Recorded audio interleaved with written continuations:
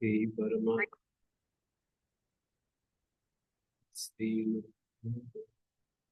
तो शक्ते ओम सतोमय तमसो मा ज्योतिर्गमय मृत्योर्मामृतंगमय।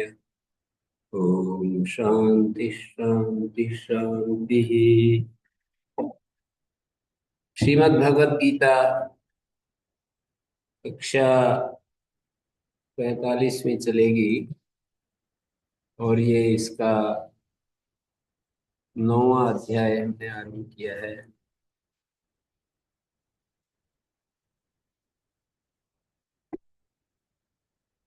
राज विद्या राजवी है।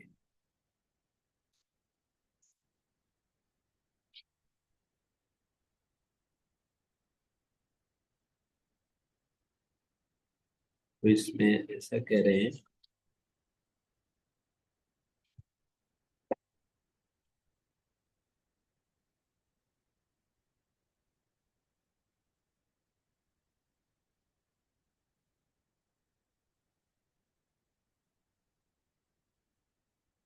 यथा आकाश स्थितो नित्यं वायु सर्वत्र भौमः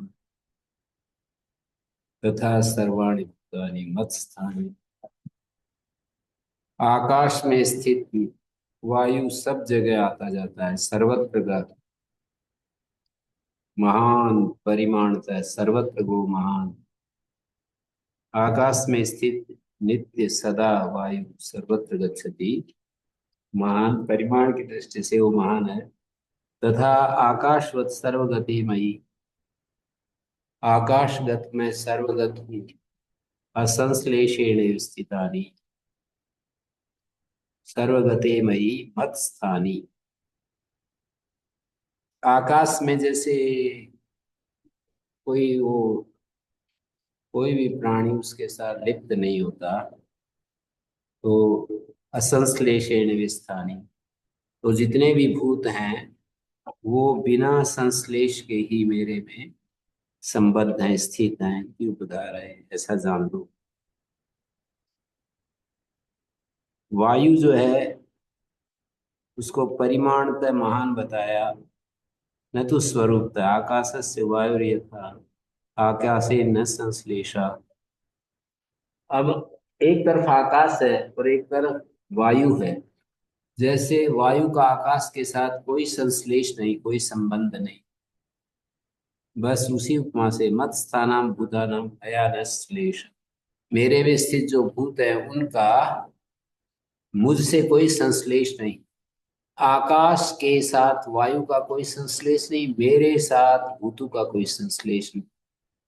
संश्लेष उसको कहते हैं जो एक प्रकार से, जैसे मेज के साथ पुस्तकों का संश्लेष कहा जाएगा। मेज के ऊपर पुस्तकें रखी हैं तो मेज के साथ पुस्तकों का संश्लेष बोला जाएगा। माया मयि भूतानि सत्वेपि, भूतानाम सत्वेपि, माया के द्वारा मुझ में भूतों की सत्ता होते हुए भी न ममा संगित्व से, मेरे साथ उनकी जो असंगता है उसकी कोई क्षति नहीं।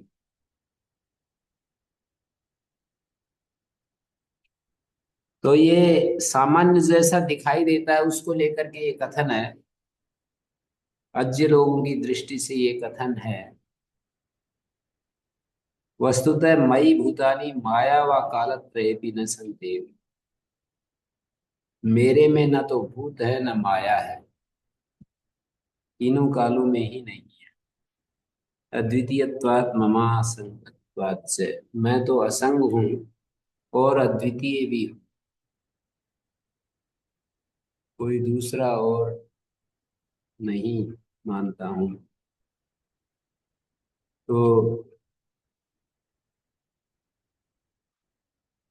यथा आकाश स्थितो नित्यम वायु सर्वत्र गो, आकाश में स्थित सदा वायु सर्वत्र आता जाता है, महान है परिमाण की दृष्टि से, स्वरूप की दृष्टि से नहीं। वायु सर्वत्र गो महान, तथा सर्वाणि भूतानि मत्स्थानि, वैसे ही सब भूत मेरे में स्थित हैं। वायु और आकाश को उपमा दे करके भूतों का और मेरा एक जो आधार अधेय भाव है वो दिखाया है। आकाश में वायु, आकाश आधार है, वायु आधेय, लेकिन वहां संश्लेष नहीं है। में जहां आता है वो आधार बन जाता है संस्कृत हिंदी में। आकाश में वायु, तो आकाश जो है वो आधार और वायु आधेय पदार्थ। ऐसे ही सर्वाणि भूतानि आधेय और मैं आधार। लेकिन जैसे वायु का आधार होते हुए भी संश्लेष नहीं है, आकाश के साथ वायु का संश्लेष नहीं, वैसे ही मेरे साथ भूतों का कोई संश्लेष नहीं, ऐसा बताना चाह रहे हैं।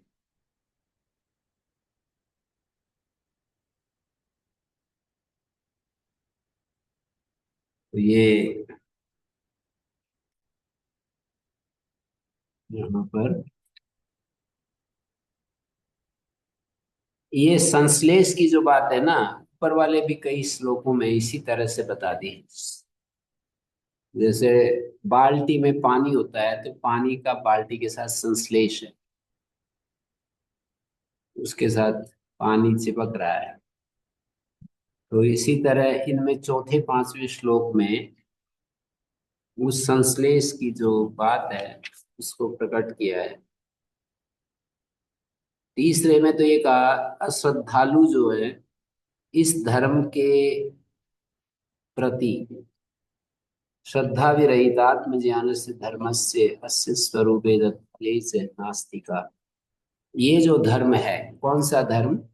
तीसरा जो श्लोक है उसमें ये कहा अश्रद्धाना पुरुषा धर्मस्य अस्य परम, इस धर्म के कौन सा? आत्मज्ञान रूप, आत्मज्ञान से धर्म से स्वरूप तत्फले, उसका स्वरूप और उसके फल में नास्तिक पापकारी अप्राप्य माम निवर्तन्ते मृत्यु संसार वर्तमनि। आत्मज्ञान में धर्मत्व का आरोप कर दिया, श्रुति विहितत्व गुण निमित्त, मानी इस धर्म का ये प्रति अश्रद्धालु, अस्य धर्मस्य आत्मज्ञानस्य,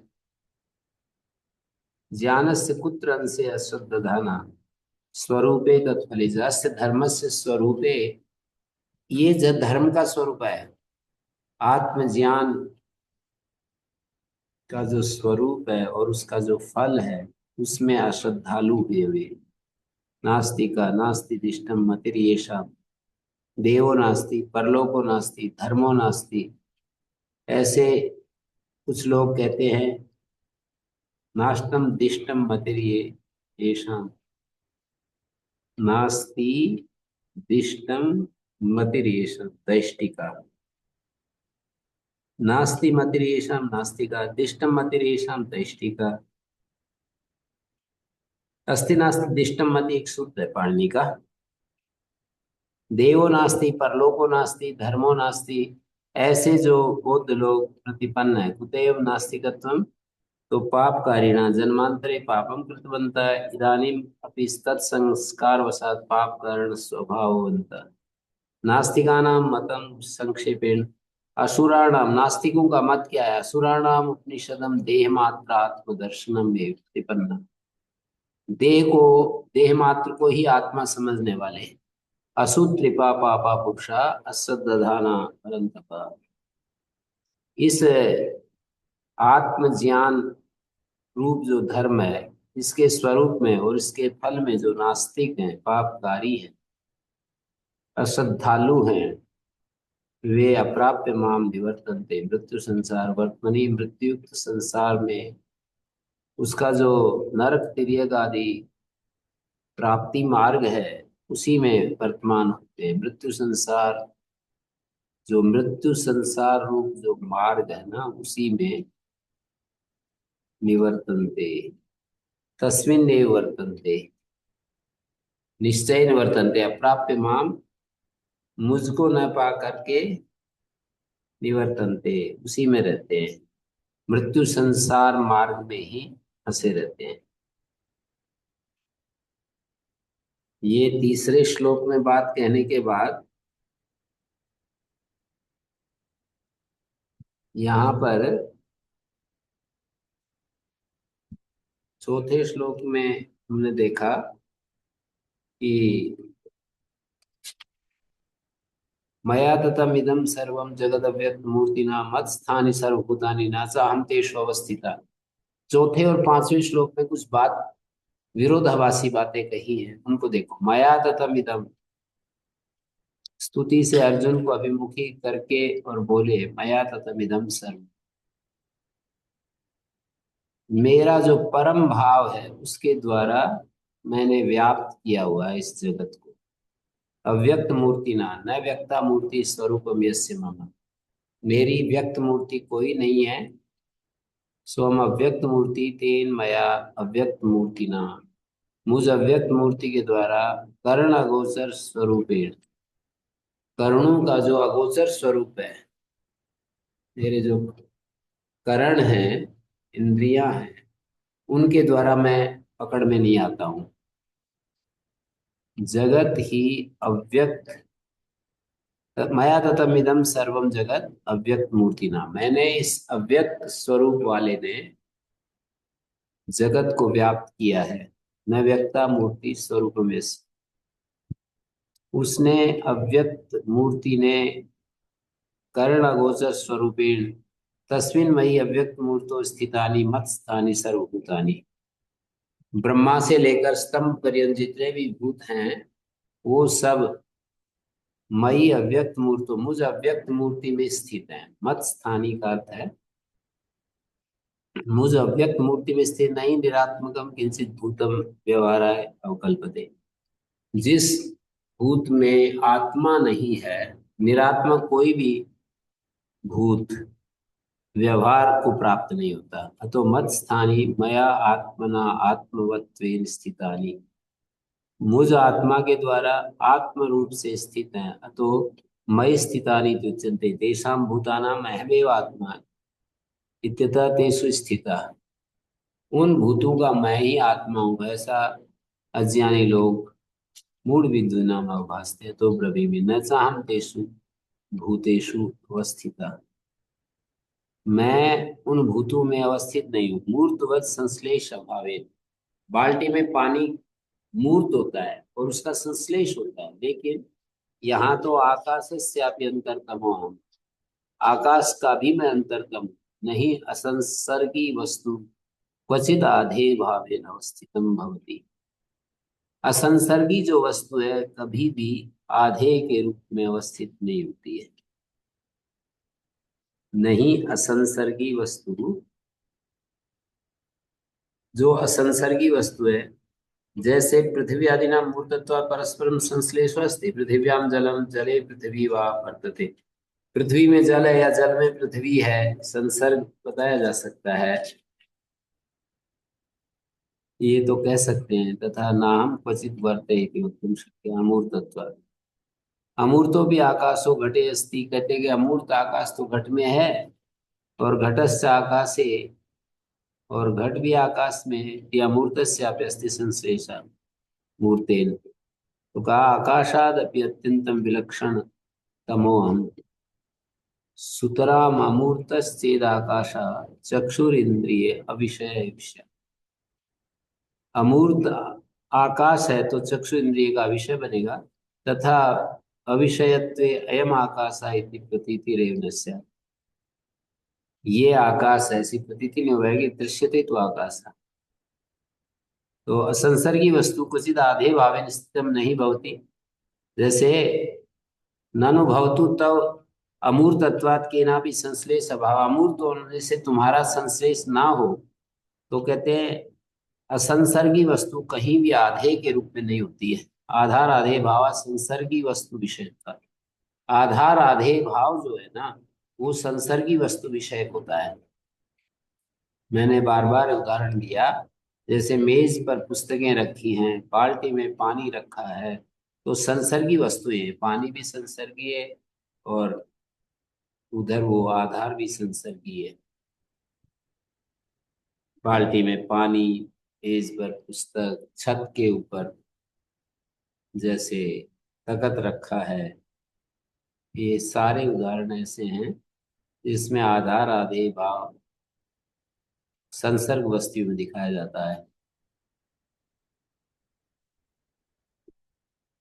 तो असंसर्गी वस्तु क्वचित आधे आधार आधे भावेन, संसर्गी वस्तु क्वचित आधे भावेन स्थितम नहीं भवति, आधार आधे भाव से संसर्गी वस्तु।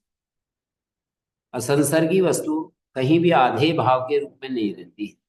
आधार आधे भाव संसर्गी वस्तु विषयत्व, क्वचित कुत्रचित आधारे आधे भावेन कुत्रचित सत्वे तस्य तेनेव संसर्ग संभवेत असंसर्गित्व भंग प्रसंगात्। तो यहाँ संसर्ग अयोग्यत्व अवगमादपि अनाधेयत्वम से, संसर्ग के अयोग्य होने से भी उसका अनाधेयत्व सिद्ध है, आधेय नहीं है वो। नहीं असंसर्गी वस्तु क्वचित आधेय भाव प्रतिपद्यते, असंसर्गी वस्तु कहीं आधे के रूप में नहीं होती है। तो इसलिए न चाहम तेषु अवस्थित, मैं तो उनमें अवस्थित नहीं हूं संसर्गी के रूप में। न चाहम तेषु अवस्थित मस्तानि सर्वभूतानि, सारे भूत मेरे में तो स्थित हैं पर मैं किसी में स्थित नहीं। असंसर्गी वस्तु कैसे आधेय बनेगी? जैसे वो जो प्रयोग है कि सब में आकाश है और आकाश में सब कुछ है, ये जो प्रयोग है ये अज्ञानियों के सामने दिया जा सकता है तात्विक दृष्टि से।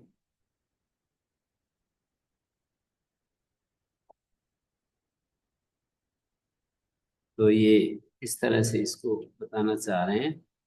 मया ततमिदं सर्व जगत, ये सारा जगत मैंने अव्यक्त मूर्ति वाले ने व्याप्त किया हुआ है। अव्यक्त है मूर्ति जिसकी, अव्यक्त है मूर्ति जिसकी, ऐसा मैंने मत स्थानि सर्वभूतानि न चाहम तेषु अवस्थिता।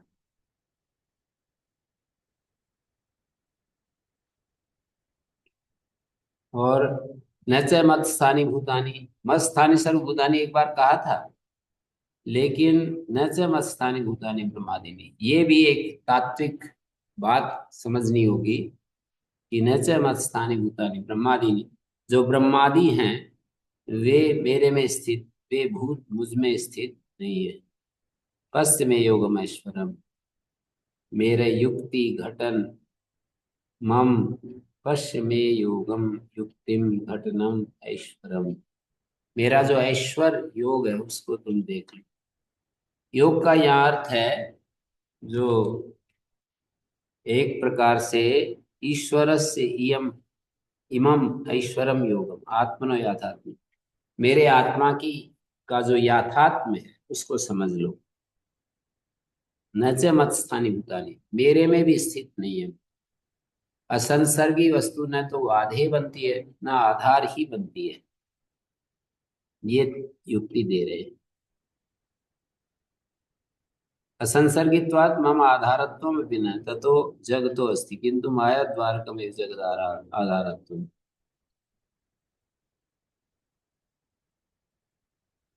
आधे तो नहीं है पर आधार तो है, कहते नहीं मैं आधार भी नहीं हूं आधे भी नहीं। ये तो प्रयोग यदि होता है तो केवल अज्ञानियों को समझाने के लिए वैसा व्यवहार मात्र है। इसको कहते हैं, चीज नहीं है, विकल्प वृत्ति बोल सकते हैं, योग दर्शन की विकल्प वृत्ति। विकल्प वृत्ति में क्या होता है, वस्तु नहीं होती, व्यवहार होता है।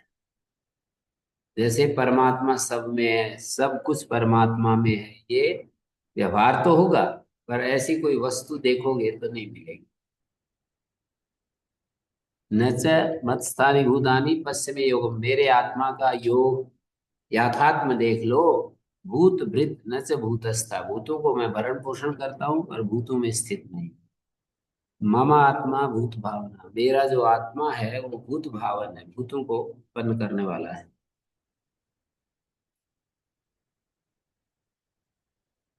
मम आत्मा भूत भावना। और आगे कह रहे हैं यही, यथा आकाश स्थितो नित्यम वायु सर्वत्र गोमः। जैसे आकाश में स्थित नित्य वायु सब जगह आता जाता है, तथा सर्वाणि भूतानि मत स्थानी उदाहरण, वैसे सारे भूत जो है वो मुझ में स्थित है। असंश्लेषेण स्थितानि इति उदाहरण। यहाँ पर मस्थानी बता दिया उन भूतों को, एक बार मना कर दिया, एक बार कथन कर दिया। तथा सर्वाणि भूतानि मत्स्थानि इति उदाहरण इति विचारय।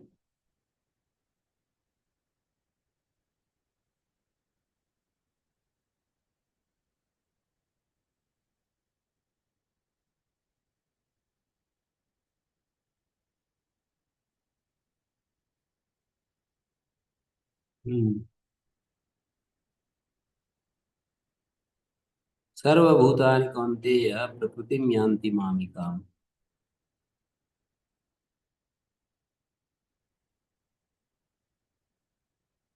सर्वभूतानि कौन्तेय, हे कौन्तेय, सर्वभूत प्रकृतिं यान्ति मामिकाम्, मेरी प्रकृति को प्राप्त होते हैं। सर्वभूतानि कौन्तेय प्रकृतिं यान्ति मामिकाम्, वायुराकाशमयि स्थानि सर्वभूतानि स्थिति काले। जैसे वायु आकाश में होता है, मुझ में सारे भूत होते हैं। तो कह रहे सर्वभूतानि कौन्तेय प्रकृतिं यान्ति मामिकाम्, सर्वभूतानि मम प्रकृतिं यान्ति, प्रकृतिं त्रिगुणात्मिकाम् अपराम निकृष्टाम यान्ति मामिकाम मदीयम्। कल्पक्षये प्रलय काल में पुनर् पुनस्तानि कल्पादो विसृजाम्यहम्।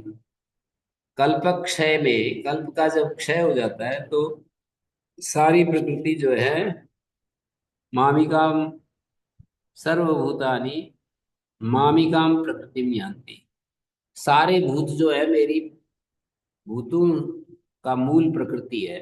तो सारे भूत कल्पक क्षय में मामिकाम प्रकृति में यान्ति, मेरी प्रकृति को प्राप्त हो जाते हैं। पुनः स्थानी कल्पादौ इसृजामि हम, पुनः फिर दोबारा उन भूतों को तानी विसृजामि हम कल्पादौ, कल्प के आदि में, प्रलय काल में, तानि भूतानि उत्पत्ति काले विसृजामि उत्पादयामि। प्रकृतिं स्वाम अवष्टभ्ये विसृजामि पुनः पुनः, भूतग्रामम् इमं कृत्स्नम् अवशं प्रकृतेर्वशात्।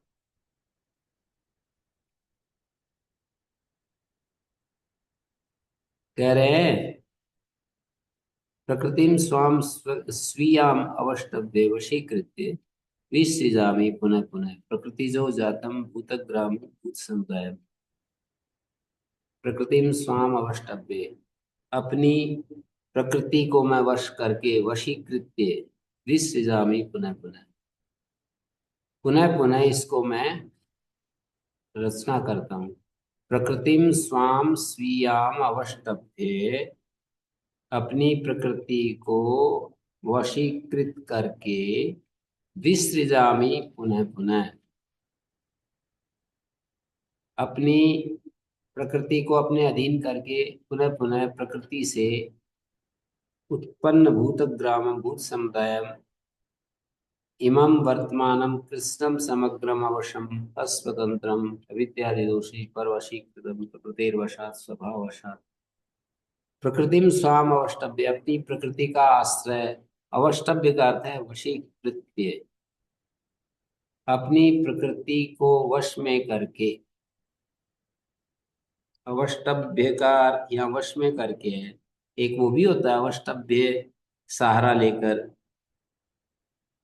प्रकृतिम स्वाम अवष्टभ्य वशीकृत्य विसृजामि पुनः पुनः, प्रकृतितो जातं भूतग्राम भूत समुदायं पुनः पुनः विसृजामि भूतग्रामम् इमं कृत्स्नम् अवशं प्रकृतेर्वशात् भूत समुदायम भूतग्रामम् इमं कृत्स्नम् अवशं प्रकृतेर्वशात् अस्वतन्त्रम् अविद्यादिदोषे परवशीकृतं प्रकृतेर्वशात् स्वभाववशात्। प्रकृति का स्वभाव धर्माधर्म संस्कार है। प्राक्तन जन्मार्जिता आत्मनिष्ठा कर्म पर्याया स्व स्व कर्मानुगुणम सृजता ईश्वर न वैषम्यादि दोष प्रसक्ति। अपने अपने कर्म के अनुकूल सर्जना करते हुए ईश्वर का वैषम्यादि दोष नहीं दे सकते। ईश्वर अपनी माया सारे जगत को प्रतिकल्पम पुनः पुनः उत्पादयति प्रतिप्रलयम से पुनः पुनः मायां विलापयति पुनः पुनः माया में विलीन करता है। एवं भी विचित्र प्राणी सर्ग प्रयुक्त वैषम्य नैर्घृण्य न ईश्वर। इस प्रकार विचित्र प्राणी सर्ग प्रयुक्त प्राणियों की रचना प्रयुक्त जो वैषम्य और नैर्घृण्य है वो ईश्वर में नहीं आ सकता है। तो प्रकृतिम स्वाम अवष्टभ्ये विसृजामि पुनः पुनः। अपनी प्रकृति को अधीन करके पुनः पुनः इस जगत की रचना करता हूँ। भूतग्रामम इमं कृत्स्नम् इस सारे भूत समुदाय को अवशम प्रकृतिर्वशात् अस्वतंत्रम समग्र भूत समुदाय को मैं रचना करता हूँ। अवशम प्रकृतिर्वशात् अवशम माने अस्वतंत्रम अविद्यादि दोषै परवशीकृतम प्रकृतिर्वशात् स्वभाववशात्। प्रकृति के स्वभाववश प्रकृति प्रकृतेर्वशात् स्वभाववशात् प्रकृति के स्वभाववश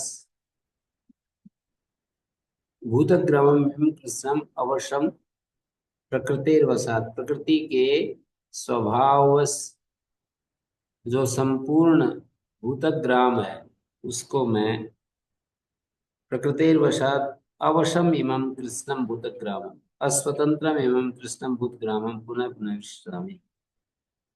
स्वाम प्रकृतिम अवष्टभ्य स्वाम प्रकृतिम वशीकृत्य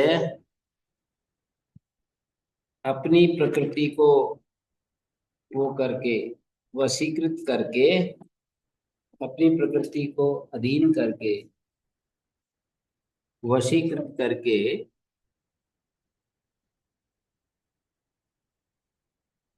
विसृजामि पुनः पुनः। प्रकृति तो जातम भूतग्रामम समुदायम एवं वर्तमानं कृष्णम समुद्रम अस्वतंत्रम प्रकृतिर्वशात् अविद्यादि दोषों से परवशीकृतम प्रकृतेर स्वभाववशात् विसृजामि। प्रकृति तो जातम इदम उपलक्षणम प्रकृत्याम लीनम प्रकृति से उत्पन्न हुआ प्रकृति में लीन हुआ।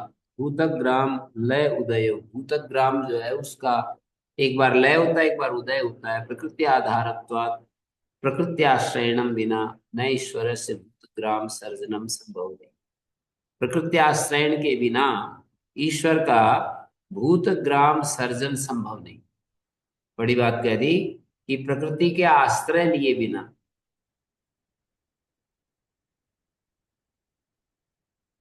भूतग्राम सर्जन नहीं है। न चैवम ईश्वर से ईश्वरत्व भंग ऐसा ऐसा करने से ईश्वर का ईश्वरत्व भंग नहीं। प्रकृति वशीकरण से ईश्वरत्व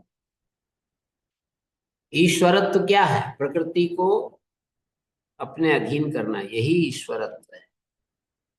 जीव ही प्रकृति परतंत्र जीव जो है वो प्रकृति के परतंत्र है और ईश्वर के अधीन प्रकृति है। ये अंतर है जीव और ईश्वर।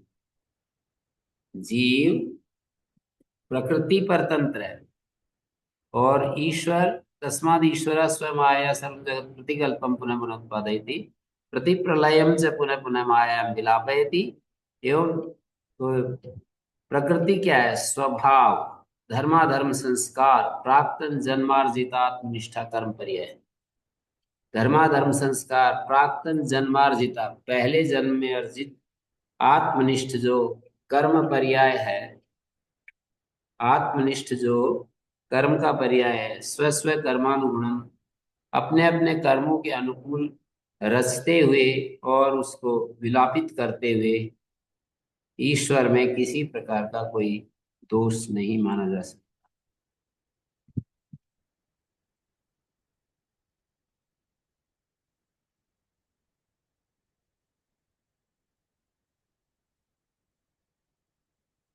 तो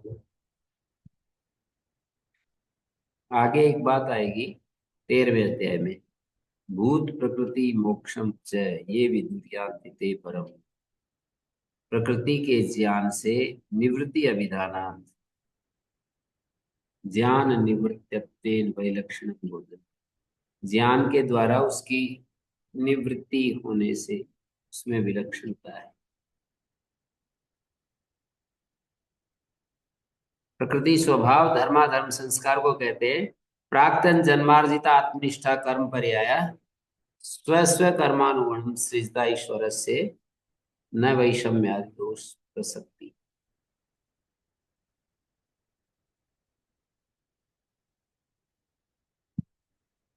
तो जीव जीवो ही प्रकृति परतंत्र तस्मादीश्वर से स्वमाया सर्वम जगत प्रतिकल्पम पुनः पुनः उत्पादयति, अपनी माया से ईश्वर सारे जगत को प्रत्येक कल्प में पुनः पुनः उत्पन्न करता है। तो ये 7वें 8वें श्लोक में यही बताया, 7वें में कि सर्वभूतानि कौन्तेय प्रकृति में यान्ति मामिका, मेरी प्रकृति को प्राप्त होते हैं कल्पक्षय, प्रलय काल में मेरी प्रकृति जो है उसको सारे भूत प्राप्त होते हैं और पुनस्तानी कल्पादो विसृजामि, फिर उनको मैं कल्प के आदि में सर्जन करता हूँ, रच देता हूँ। प्रकृतिम स्वाम अवष्टभ्य विसृजामि पुनः, अपनी प्रकृति का को प्रकृतिम स्वाम अवष्टभ्य अपने वश में करके विसृजामि पुनः पुनः, इस सब को मैं बार बार रचता हूँ। भूतग्रामम एवं कृष्णम, ये जितना भी भूतग्राम है जो कि अवश्य है अर्थात परतंत्र है, अस्वाधीन है, प्रकृतेर वशात, प्रकृति अविद्यादि दोषे परवशीकृतम प्रकृतेर वशात स्वभाव वशात। तो इस तरह से मैं रच देता हूँ। पुनः पुनः प्रकृति तो जातम भूतग्रामम भूत समुदाय इमं वर्तमानम कृष्णम समग्रम, समग्र इस अवशम अस्वतंत्रम अविद्यादि दोषे परवशीकृतम प्रकृतिर्वशात् स्वभाव, न च माम तानि कर्माणि निबध्नन्ति धनंजय उदासीन वदासीनम असक्तम तेषु कर्मसु, तर्हि तस्य ते परमेश्वर भूतग्राममेव विषमं विदधता तन्निमित्ताभ्याम धर्माधर्माभ्याम संबंधः स्यात् इदमाह भगवान। मैं जो ये कर्म करता हूँ, कौन से कर्म है? जगत की उत्पत्ति स्थिति प्रलय, ये परमात्मा के कर्म है। तो कहते हैं मेरे ये कर्म मुझे बांधते नहीं। न च माम तानि कर्माणि निबध्नन्ति धनंजय उदासीन वदासीनम असक्तम तेषु कर्मसु, उदासीन की भांति आसीन मुझको, असक्तम तेषु कर्मसु, उन कर्मों में जो असक्त हूं मैं, उदासीनवद आसीनम असक्तम तेषु कर्मसु, उन कर्मों में जो मैं असक्त हूँ, फलासंग रहित हूँ, अभिमान वर्जित हूँ, आत्मनो अविक्रियत्वात् असक्तम फलासंग रहितम अभिमान वर्जितम अहम करोमि तेषु कर्मसु, अतो अन्यस्यापि कर्तृत्व अभिमान अभाव फलासंग अभावस्य। दो चीजें, कोई भी दुनिया में कोई भी जीव दो चीजें अपना लेगा तो उसका कर्म से कोई संबंध नहीं होगा। अन्यथा कर्म भीर्बध्यते मूढ़ा कोश कर्म, कर्मों से ही बंधता है। लेकिन दो बातें अपना ली जाएं तो कर्म उससे बांधते नहीं, भगवान ही नहीं कोई और भी। एक तो कर्तृत्व अभिमान और एक फलासंग, ये दो चीजें बांधती हैं। तो कर्तृत्व अभिमान अभाव और फलासंग का अभाव, ये दो चीजें यदि हैं तो फिर बंधन नहीं हो सकता। तो इसको न च माम तानि कर्माणि, वे कर्म मुझको नहीं बांधते। कौन से कर्म? जगत उत्पत्ति स्थिति प्रलय रूप जो कर्म है।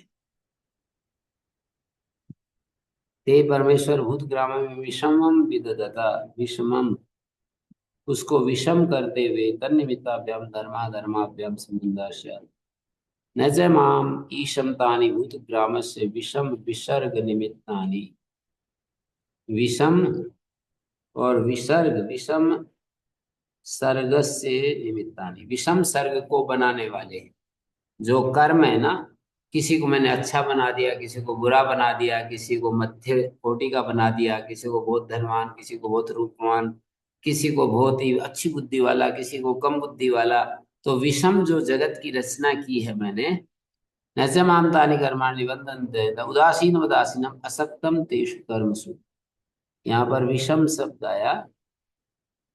अ, न च माम भूतग्रामस्य विषम विसर्ग निमित्तानि कर्माणि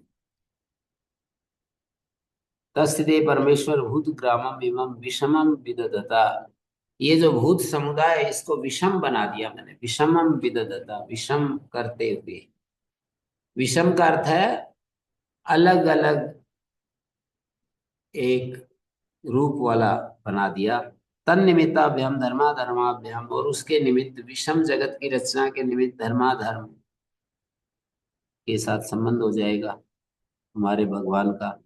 न च माम, तो इसका उत्तर दिया है, न च माम ईशम तानि भूत ग्रामस्य विषम विसर्ग निमित्तानि कर्माणि बध्नन्ति तत्र कर्मणाम असंबद्धत्वे कारणम उदासीन वदासीनम असक्तम तेषु कर्मसु। यथा उदासीन उपेक्षिका कश्चित, जैसे कोई उदासीन होता है, उपेक्षक होता है, तद्वद आसीनम आत्मनो अविक्रियत्वात्, आत्मा के अविक्रिय होने से, असक्तम फलासंग रहितम अभिमान वर्जितम, फलासंग रहित अभिमान वर्जित अहम करोमि तेषु कर्मसु, असक्तम तेषु कर्मसु, असक्तम फलासंग रहितम अभिमान वर्जितम, दोनों बात है। अहम करोमि तेषु कर्मसु, ये अभिमान नहीं है। और आत्मा अविक्रिय है तो उदासीन की तरह मैं रहता हूँ, फलासंग रहित और अभिमान रहित। अन्यस्यापि कर्तृत्व अभिमान अभाव फलासंग अभाव असंबंध कारण, ये दो चीजें ही, फल की आसक्ति का अभाव, फलासंग रहितम, और अभिमान वर्जितम, ये दो चीजें यदि आ जाए तो असंबंध कारण, फलासंग का, फल की आसक्ति का अभाव हो जाए, अभिमान वर्जित हो जाए, तो फिर अब असंबंध कारण, मानी धर्माधर्मादि संसार असंबंध कारणम जातम। धर्माधर्मादि जो संसार है उसका साथ हमारा कोई संबंध नहीं होगा।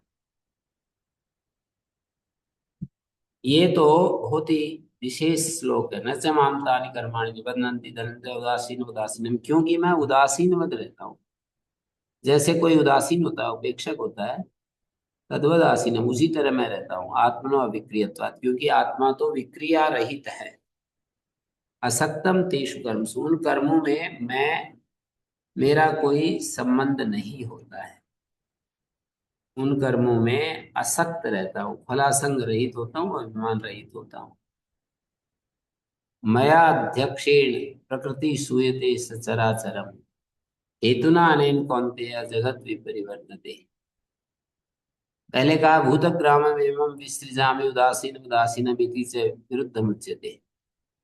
एक तो कहा भूतग्रामम् एवं विसृजामि पुनः पुनः, ये जो भूतग्राम है, भूतग्रामम् एवं कृत्स्नम् अवशम प्रकृतिर्वशात् प्रकृतिम स्वाम अविष्टा विसृजामि पुनः पुनः, अपनी प्रकृति को अपने अधीन करके पुनः पुनः रचता हूँ भूतग्रामम एवं कृष्णम अवसम, ये जो संपूर्ण परवश भूतग्राम है।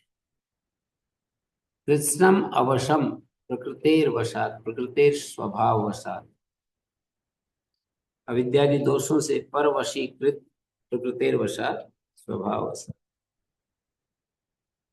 तो संसार से अनादित्व द्योतनार्थम पुनः पुनः, भूत समुदाय से अविद्या अस्मिता दिदोष पर परवशत्वे हेतु, भूत समुदाय अविद्या अस्मिता आदि क्लेशों से युक्त, दोषों से पराधीन होते हैं। इसमें हेतु क्या है? स्वभाव वशात, प्रकृति के स्वभाव के कारण से मैं ये बात बताई। प्रकृति स्वामष्टभ्य विश्रामी पुनः पुनः, भूतग्रामम एवं कृष्णवशम प्रकृतिर्वशा न च माम तानि कर्माणि, मुझे वे कर्म बांधते नहीं है। उदासीनवत रहता हूं मैं तो, असक्तम तेषु कर्मसु, उन कर्मों में सर्वथा अलिप्त रहता हूँ। मया अध्यक्षेण, मेरे अध्यक्षता में प्रकृति चराचर क्या निर्माण करती है।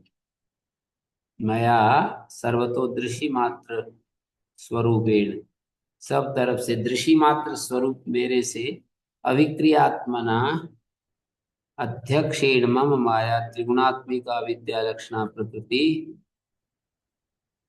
सूयते उत्पादयति सचराचरम, सचराचर जगत को उत्पन्न करती है। तथा च मंत्र वर्ण, चराचर जगत को उत्पन्न करती है। एको देवा सर्वभूतेषु गूढ़ा, एको देवा सर्वभूतेषु गूढ़, सर्वव्यापी सर्वभूतांतरात्मा, कर्माध्यक्ष सर्वभूतादिवास, साक्षी चेता केवलो निर्गुणश्च। ये श्वेता सत्र उपनिषद का प्रमाण है कि सब भूतों में छिपा हुआ एक देव है, सर्वव्यापी है, सब भूतों का अंतरात्मा है, कर्माध्यक्ष है, सर्वभूतादिवास, सब भूतों का सर्वभूतादिवास, साक्षी चेता केवलो निर्गुणश्च।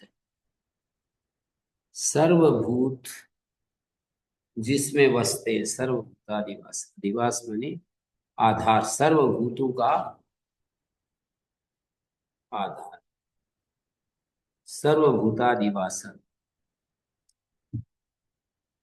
साक्षी चेता केवलो निर्गुणस्ते, हेतुना अनेन कौन्तेय, निमित्तेन अनेन अध्यक्षत्वेन कौन्तेय, जगत विपरिवर्तते, ये सारा जगत जो है विपरिणाम को प्राप्त हो रहा है।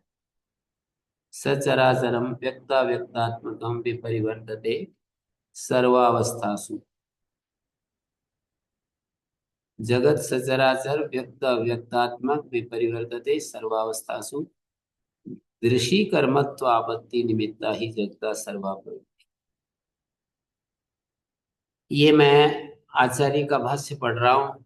सचराचरम व्यक्ता व्यक्तात्मकम सर्वावस्थासु विपरिवर्तते, दृषि कर्मत्व आपत्ति निमित्ता ही, कर्मत्व आपत्ति निमित्ता ही जगता सर्वाप्रवृत्ति, जगत की सारी प्रवृत्ति दर्शन प्रवृत्ति के कारण, दृषि कर्मत्व आपत्ति निमित्ता ही, दृषि कर्मत्व आपत्ति निमित्ता। दृषि कर्मत्व क्या है? दर्शन क्रिया का कर्म होना क्या है? दृश्य होना। तो सर्वासु बाल्यादिषु जागृदादिषु सुखित्वादिषु अवस्थासु, दृषि माने ज्ञान क्रिया, दृश्य धातु का अर्थ है ज्ञान, दृषि क्रिया तन निरूपित कर्मत्वम, दृषि कर्मत्वम दृश्यत्वम, तस्य आपत्ति प्राप्ति, सा निमित्तम यस्या, दृषि कर्म, दृश्य होना, रूप, दृषि कर्मत्व आपत्ति प्राप्ति, निमित्ता, प्राप्ति है निमित्त, प्राप्ति है निमित्त जिसकी, जगता सर्वावस्थासु सर्वा प्रवृत्ति दृषि कर्मत्व आपत्ति निमित्ता, दृषि कर्मत्व की प्राप्ति के कारण है। दृषि का, दृश्य क्रिया का कर्म होना, ज्ञान क्रिया का कर्म होना, तो सारी प्रवृत्तियां ऐसी होती। कोई भी प्रवृत्ति, जड़ और चेतन वर्ग की जो भी प्रवृत्तियां हैं, दृषि व्याप्यत्वम बिना जड़ वर्ग कापी प्रवृत्ति न भवति। जैसे अहम इदम भोक्ष्ये, मैं इसका भोग करूंगा। पश्यामि इदम, शृणोमि इदम, सुखम अनुभवामि, दुखम अनुभवामि, तदर्थम इदम करिष्यामि, एतदर्थम इदम करिष्ये, इदम ज्ञास्यामि इत्याद्या अवगति निष्ठा अवगत्य अवसाना एव। अवगति निष्ठा, अवगति अवसाना। अवगति माने ज्ञानम, आत्मा। तस्यैव सर्वाधारत्वात् सर्वशेषित्वात्। तो इदम ज्ञास्यामि इत्यादि अवगति निष्ठा, ज्ञान निष्ठा, अवगति कहते ज्ञान, और अवगत्यवसाना, ज्ञानावसान, योस्य अध्यक्षा परमे विभुः इत्यादय मंत्र एवं इतमर्थम दर्शयन्ति। तस्य एकस्य देवस्य सर्वाध्यक्ष भूत चैतन्य मात्रस्य, सर्वाध्यक्ष भूत चैतन्य मात्रस्य परमार्थ सर्वभोग अनभिसंबंधिना। परमार्थतः किसी भी भोग का संबंध नहीं होता। अन्यस्य चेतनांतर से अभावे भोक्तुर अन्यस्य अभावात् किन निमित्ता इयं सृष्टि इति प्रश्न प्रतिवचने अनुपन्ने कोद्धावेत कहि प्रवोचत कुतः आजाता कुतः इयं विसृष्टि इत्यादि मंत्र वर्णेभ्यः दर्शितं च भगवता अज्ञानेन आवृतं ज्ञानं तेन बीजन्ति जन्तवः। अज्ञान से ज्ञान आवृत है, उसी से ये सब मोहित होते हैं। तो इस श्लोक में ये बतलाया कि मया अध्यक्षेण प्रकृति सूयते सचराचरम हेतुना अनेन कौन्तेय। इस हेतु से ये जगत परिवर्तित हो रहा है। अर्थात मैं अध्यक्ष हूं, मैं इसका साक्षी हूं, चेतन निर्गुण तत्व। तो मेरी साक्षिता में ये सारा, इसी को भाष्यकार ने दृषि कर्मत्व आपत्ति निमित्ता ही जगता सर्वाप्ति। दृषि कर्मत्व होता है दृश्यत्व। तो दृश्यत्व प्राप्ति, दृश्यत्व की प्राप्ति, दृश्यत्व को प्राप्त होना, और सा निमित्तम यस्या सा दृषि कर्मत्व आपत्ति निमित्ता जगता सर्वावस्था सर्वा प्रवृत्ति दृषि कर्मत्व आपत्ति निमित्ता प्रवृत्तिम एव अभिनीय दर्शयति अहमिदं भोक्ष्ये। अस्यास्य जगत प्रवृत्तिरात्मा एवं निष्ठा पर्यवसान। इस जगत की प्रवृत्ति की आत्मा ही निष्ठा है, पर्यवसान। अवगति निष्ठा अवगति अवसान, अवगति ज्ञान, आत्मा। तस्यैव सर्वाधारत्वात् सर्वशेषत्वात् तदेवं अवगति निष्ठत्वात् अवगति अवसानत्वात् च जगत प्रवृत्तेः अवगति कर्मत्वापत्ति निमित्तकत्वम्। अवगति कर्मत्वापत्ति निमित्तकत्वम् अवगतेरेव जगत विपरिवर्तनं प्रति, अवगति का ही जगत विपरिवर्तन के प्रति हेतुत्वात् ईश्वरस्य अध्यक्षत्वं जगत विपरिवर्तनं प्रति निमित्तम् एव। तो